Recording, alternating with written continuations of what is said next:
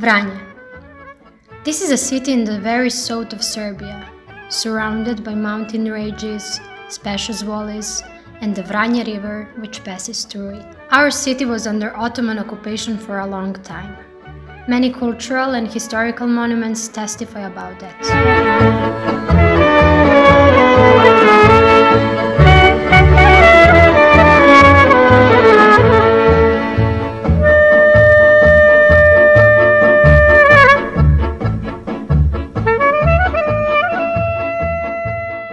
Talking about cultural and historical monuments, the first thing that comes to mind is White Bridge.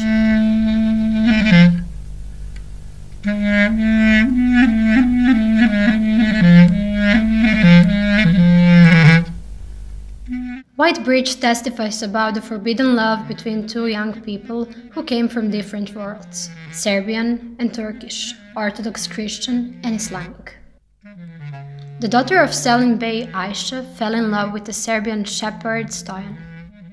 Back in the day, love like that was scandalous.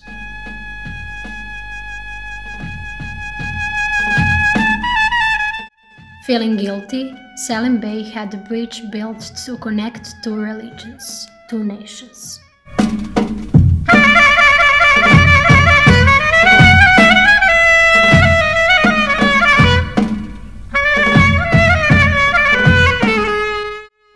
There is a flag on the bridge with two inscriptions, in Turkish and Arabic. The text in Arabic is the prayer for forgiveness intended for Aisha and her parents' sins. The text in Turkish says that the bridge is called white and that it should benefit all people. The water that flows under the bridge is healing. The plug invites the people to cross the bridge and try the healing powers of the water beneath. Although the bridge is not as white as it used to be, because it's covered by graffiti now, it is still a symbol of forbidden love. The church of St Patrica is located near White Bridge. This church is also known as a mosque with a cross.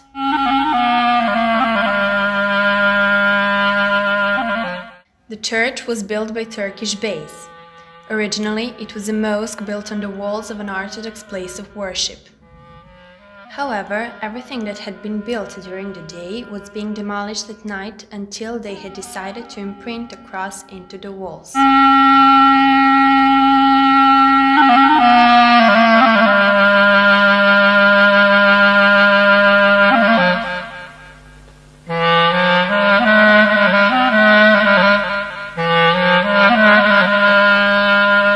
The mosque existed until 1878, then the mosque was torn down by Serbian rebels. After that, the church of St Patrica was built, smaller than the previous one, even one of the smallest churches in Serbia. People believe that the water in the church can heal. People come to church every Friday. In particular, a lot of people come on Good Friday. Relic can be found in the walls of the church, that's why the water is healing. The Monastery of St Nicholas is near this church. The monastery was built between 1322 and 1331.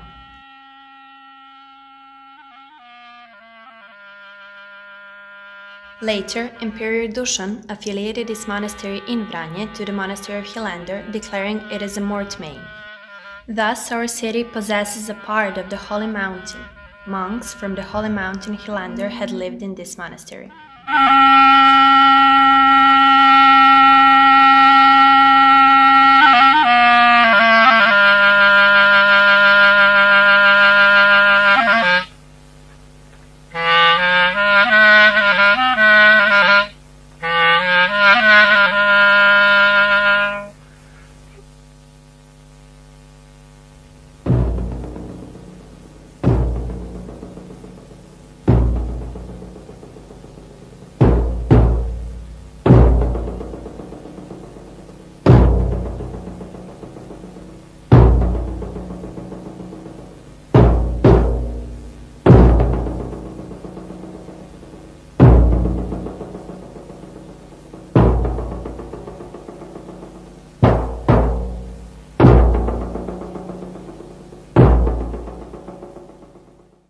After many wars, the monastery was completely abandoned.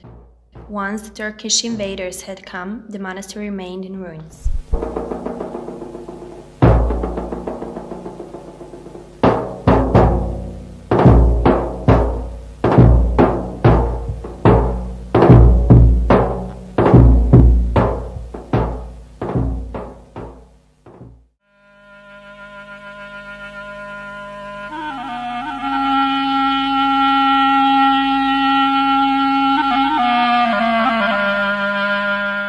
The first restoration of monastery was during the region of Obrenović dynasty.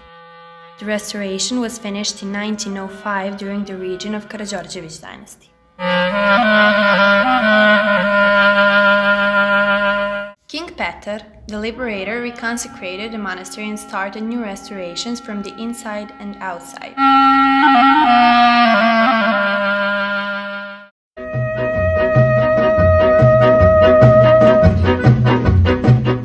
A few kilometers away from Vranje is Markovo Kale.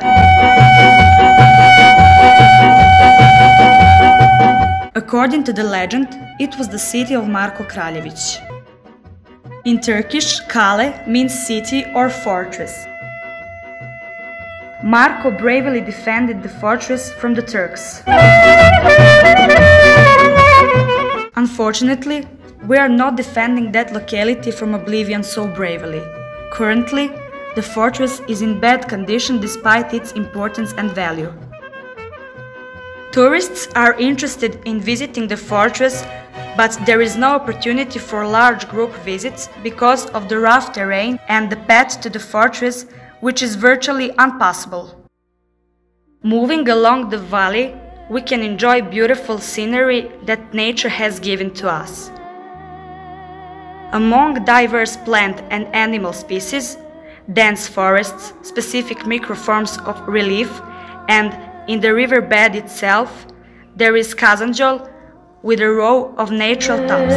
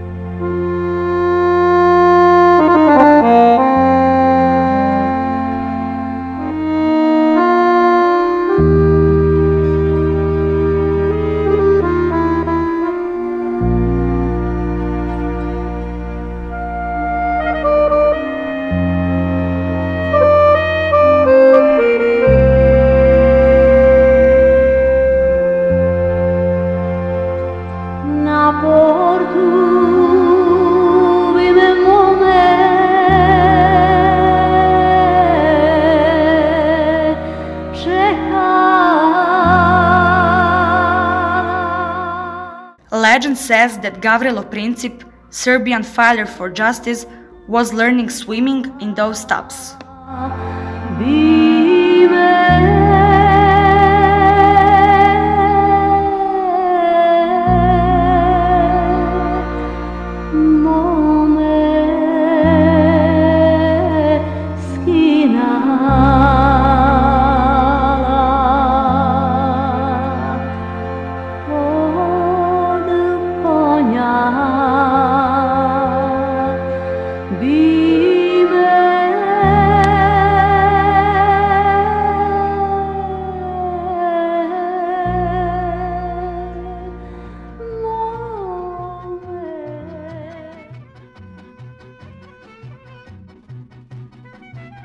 The main idea of our organization is to restore these monuments, as well create track that will connect these localities. The track will be safe and it will enable visitors to see the significance of these cultural and historical monuments that Vranje has.